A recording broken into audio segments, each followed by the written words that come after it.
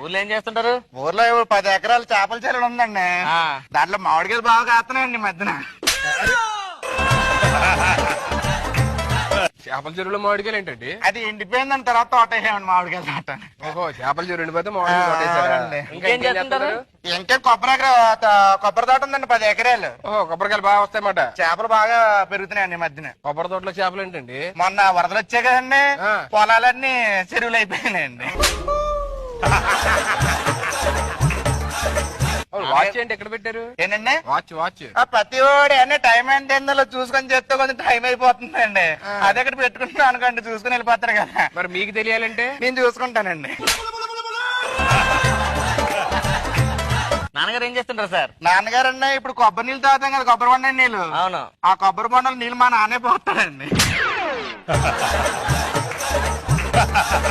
మీ నాన్నగారు ఏం చేస్తారండి? మామిడికాయలో టెంక్ ఎడుతుంటాడులేండి. మామిడికాయలు టెంక్ ఉంటది కదా, మా నాన్న పెడుతూ ఉంటాడు.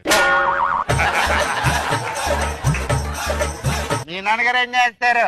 చేపలకి ముళ్ళు ఉంటాయి కదండి, పిన్నిస్తో తీస్తుంటాడు. అదే చేపలకి ముళ్ళు ఉంటాయి కదండి, అబ్బాయి పిన్నిస్తో తీస్తుంటారులేండి. మందు అవుతారా?